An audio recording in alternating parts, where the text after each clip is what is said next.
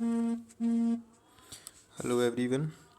आज हम 10th class के साइंस का सेकंड चैप्टर डिस्कस करेंगे, जिसका नाम है अम्ल, क्षारक और लवण।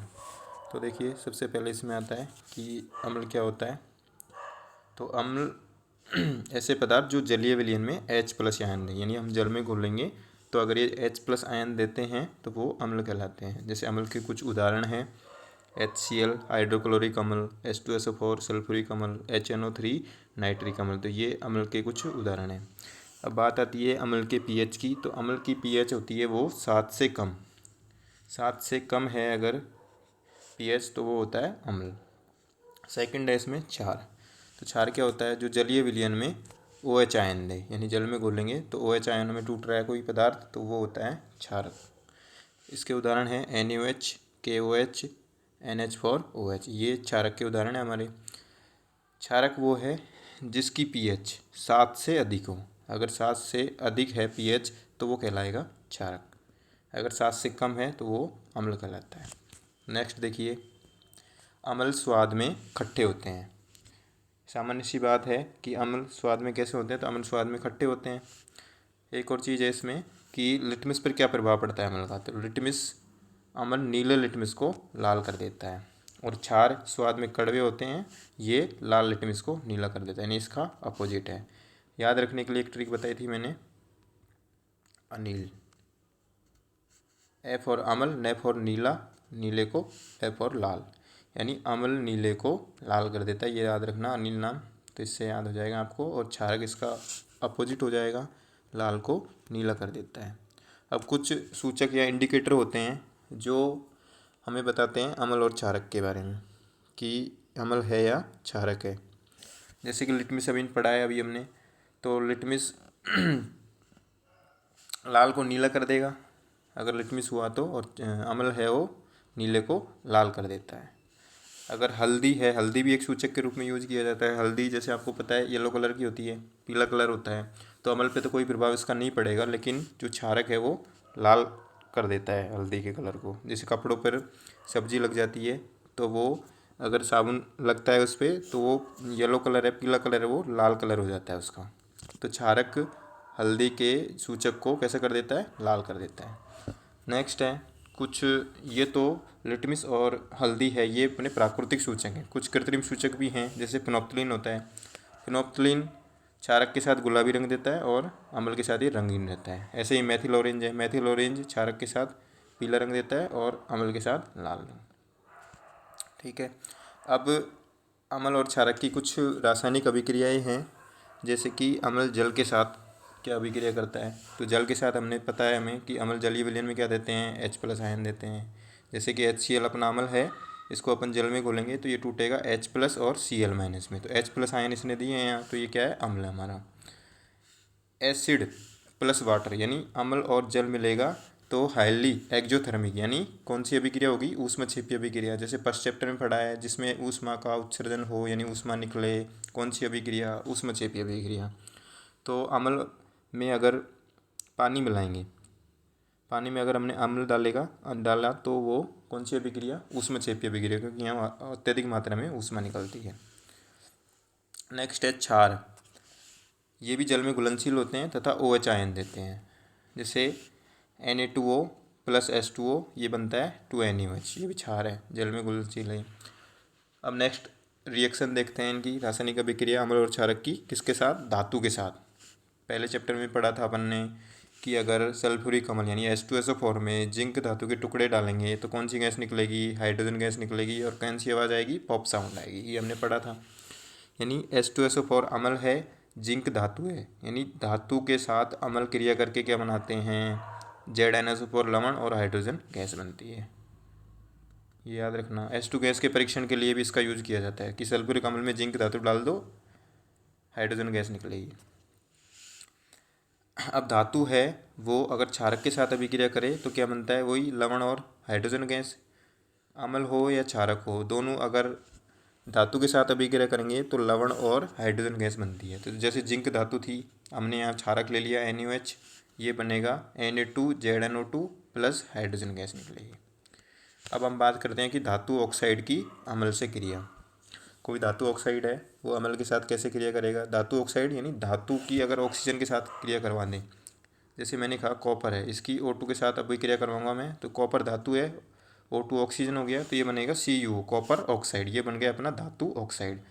जैसे मैग्नीशियम की बात करूँ, Mg धातु होती है, इसकी मैंने ऑक्सीजन के साथ अभी क्रिया कराई तो बनता है MgO, तो ये बन गया मेरा धातु ऑक्साइड, यानी धातु प्लस ऑक्सीजन क्या बनता है, धातु ऑक्साइड। तो धातु जो ऑक्साइड हैं उनकी अम्ल के साथ क्या रिएक्शन होगी, तो जैसे धातु ऑक्साइड मैंने देखा Cu कॉपर ऑक्साइड, ये अम्ल यानी HCl हो गया, इसके साथ अभी क्रिया करके क्या बनाता है CuCl2 प्लस जल, यानी लवण और जल बनाते हैं, ये ध्यान रखना। CuCl2 प्लस H2O बनेगा इधर। नेक्स्ट है अधात्विक ऑक्साइड। अधातु जैसे कार्बन अधातु है, इसकी ऑक्सीजन के साथ अभिक्रिया करवाई मैंने तो क्या बन गया CO2, ये क्या है अधातु ऑक्साइड, अधात्विक ऑक्साइड है। अधातु की ऑक्सीजन के साथ अभिक्रिया से क्या बनते हैं, अधात्विक ऑक्साइड बन गया। अब ये अधात्विक ऑक्साइड किसके साथ अभिक्रिया करेगा, क्षारक के साथ, जैसे कैल्शियम हाइड्रोक्साइड, ये भी क्षारक है, इसके साथ अभिक्रिया करके क्या बना जाएगा CaCO3 प्लस H2O, यानी वही लवण और जल। तो धातु ऑक्साइड और अधातु ऑक्साइड दोनों, अगर धातु ऑक्साइड या अधातु ऑक्साइड, अगर ये दोनों अम्ल के साथ या क्षारक के साथ अभिक्रिया करेंगे तो क्या बनाएंगे, लवण और जल बनाएंगे। नेक्स्ट होती है इंपॉर्टेंट रिएक्शन है उदासीनीकरण अभिक्रिया। तो उदासीनीकरण अभिक्रिया क्या होती है, अम्ल और क्षारक आपस में अभिक्रिया करके क्या बनाते हैं, लवण और जल बनाते हैं, इसको क्या बोलते हैं, उदासीनीकरण अभिक्रिया कहते हैं। यहाँ क्या होता है कि अम्ल और क्षारक एक दूसरे के प्रभाव को नष्ट कर देते हैं, इसलिए इसको उदासीनीकरण रिएक्शन बोलते हैं। जैसे कि अम्ल अपने लिया HCl, क्षार लिया NaOH, ये बनता है NaCl प्लस H2O, तो ये उदासीनीकरण की रिएक्शन है। नेक्स्ट है अपना कि अम्ल की धातु कार्बोनेट या हाइड्रोजन कार्बोनेट के साथ अभिक्रिया। अम्ल लिया मैंने HCl, धातु कार्बोनेट, जैसे सोडियम धातु है, ये कार्बोनेट हो गया CO3, तो धातु कार्बोनेट की अम्ल के साथ अभिक्रिया से CO2 गैस निकलती है, NaCl यानी लवण बन गया और जल बन गया। नेक्स्ट देखो CO2, यहाँ जो CO2 और ये CaOH का होल ट्वाइस, ये क्या है, कैल्शियम हाइड्रोक्साइड, चूने का पानी है, अगर इसकी मैंने CO2 के साथ अभिक्रिया करूँगा, चूने के पानी की CO2 के साथ अभिक्रिया कराएंगे तो क्या बनता है CaCO3, calcium carbonate plus H2O। ठीक है। अब एक होता है नेक्स्ट टॉपिक अपना pH क्या होता है, power of hydrogen ion, P for power, H for hydrogen. तो pH देखो, अगर pH 7 से कम है तो क्या होगा, वो अम्लीय होगा। कोई विलयन है, कोई पदार्थ है, अगर उसकी pH 7 से कम है तो वो अम्लीय होगा, अगर उसकी pH 7 है तो वो होगा उदासीन, अगर 7 से अधिक है तो वो क्या होता है, क्षारीय होता है विलयन। अब कुछ उदाहरण हैं, जैसे प्रबल अम्ल, दुर्बल अम्ल, प्रबल क्षार और दुर्बल क्षार। अब देखो प्रबल अम्ल, दुर्बल अम्ल ये क्या होते हैं, ऐसे अम्ल जो जलीय विलयन में पूरी तरह अपने आयन मुक्त कर दें, जैसे H+ आयन देते हैं तो ये पूर्ण रूप से आसानी से अपने आयन जल में दे दें तो ये क्या होता है, प्रबल अम्ल होता है। दुर्बल अम्ल नहीं दे पाते पूर्ण रूप से।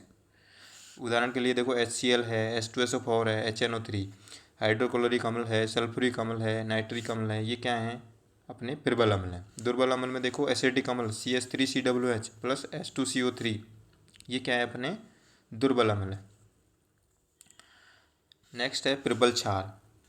प्रबल क्षार भी वही है जो आसानी से अपने आयन दे दें जल में, OH- आयन, NaOH है, KOH है, COH का उल्टोएच, ये है अपने प्रबल अम्ल। उसके बाद में है दुर्बल क्षार। दुर्बल क्षार जैसे NH4OH है, ZNOH है, ये अपने हैं दुर्बल क्षार। नेक्स्ट टॉपिक आता है अपना pH का दैनिक जीवन में उपयोग।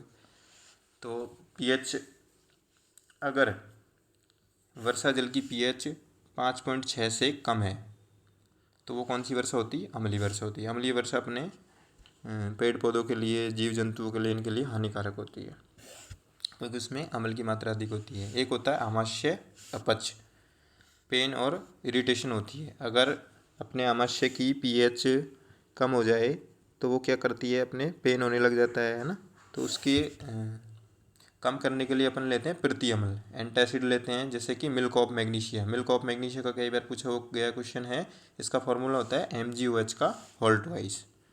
तो आमाशय की अम्लता को नष्ट करने के लिए किसका यूज करते हैं अपन, मिल्क ऑफ मैग्नीशिया। एक होता है निटल पौधा। निटल पौधा होता है वो मैथोनिक अम्ल रिलीज करता है, अगर इसके संपर्क में आएंगे तो हमें खुजली चलने लग जाती है। फिर इसके उपचार के लिए एक डाक पादप होता है जो क्षारीय होता है, तो इसकी पत्ती रगड़ी जाती हैं तो वो इसके प्रभाव को नष्ट कर देता है। अब कुछ लवण है, सामान्य लवण, जैसे कि NaCl। एक होता है सोडियम हाइड्रोक्साइड, इसको कास्टिक सोडा भी बोलते हैं। क्षार है अपना NaOH। NaOH एक क्षारक है, इसका नाम है सोडियम हाइड्रोक्साइड, इसको कास्टिक सोडा भी बोलते हैं। एक रिएक्शन है NaCl यानी लवण प्लस जल, इसमें विद्युत धारा प्रवाह करेंगे तो अपना क्या बनता है, NaOH यानी कास्टिक सोडा बनता है। Cl2 गैस बनती है और H2 गैस बनती है। नेक्स्ट है विरंजक चूर्ण, इसको ब्लीचिंग पाउडर भी बोलते हैं। इनके फॉर्मूले बहुत इंपॉर्टेंट है, याद रखना। ये कैसे बनता है, CaOH का होल ट्वाइस, कैल्शियम हाइड्रोक्साइड, इसकी क्लोरीन के साथ अभिक्रिया कराएंगे तो CaOCl2 प्लस H2O। तो हमारा विरंजक चूर्ण का फॉर्मूला क्या हुआ, CaOCl2। इसका उपयोग ऑक्सीकारक पदार्थ के रूप में किया जाता है और जल के शुद्धिकरण में भी विरंजक चूर्ण का उपयोग किया जाता है। फॉर्मूला इंपॉर्टेंट है इसका, CaOCl2। नेक्स्ट है खाने का सोडा। खाने के सोडे को बेकिंग सोडा भी बोलते हैं। ये कैसे बनता है, NaCl की जल के साथ अभिक्रिया, फिर CO2 plus NH3, NH4Cl, NaHCO3, ये अपना हो गया खाने का सोडा।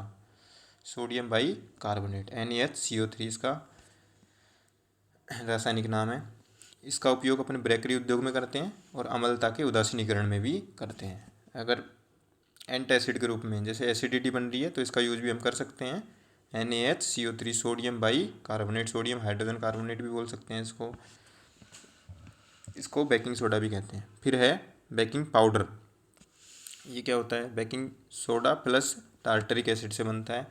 जैसे बेकिंग सोडा अपन को पता है, बेकिंग पाउडर होता है अपना NaHCO3, ये CO2 plus H2O plus salt, इसका उपयोग भी बेकरी उद्योग में करते हैं। फिर है धोने का सोडा, NaHCO3 है, इसको गर्म करा मैंने, Na2CO3 H2O और CO2 सोडियम कार्बोनेट, वो था सोडियम बाइकार्बोनेट, ये हो गया सोडियम कार्बोनेट। इसका उपयोग ग्लास, साबुन, पेपर उद्योग में करते हैं और पानी की प्रबलता को नष्ट करने के लिए भी करते हैं अपन, है ना।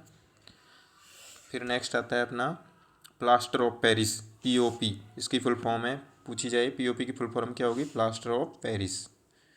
इसका सूत्र देखो, CaSO4 डॉट हाफ H2O। यहाँ देखो पे में आधा पे आ रहा है तो इधर भी आधा H2O जुड़ता है इसमें, तो इसका फॉर्मूला है, श्वेत पाउडर होता है। अगर CaSO4 2H2O, ये होता है अपना जिप्सम, 2H2O अगर जुड़ गया तो ये बनता है जिप्सम। अगर इसको हम गर्म करें 373 केल्विन ताप पर तो 3/2H2O प्लस C, ये निकल जाता है जल और ये बन जाता है CaSO4 डॉट हाफ H2O। ये होता है अपना प्लास्टर ऑफ पेरिस। इसका उपयोग देखो कहाँ करते हैं, खिलौने, सजावटी सामान और चिकित्सा क्षेत्र में जो प्लास्टर करे जाते हैं, हाथ पैर टूट जाते हैं तो उसमें इसका यूज किया जाता है। तो फॉर्मूला इंपॉर्टेंट है प्लास्टर ऑफ पेरिस का, तो है CaSO4 डॉट हाफ H2O और जिप्सम का क्या है अपना 2H2O जुड़ जाएगा इसमें, ठीक है।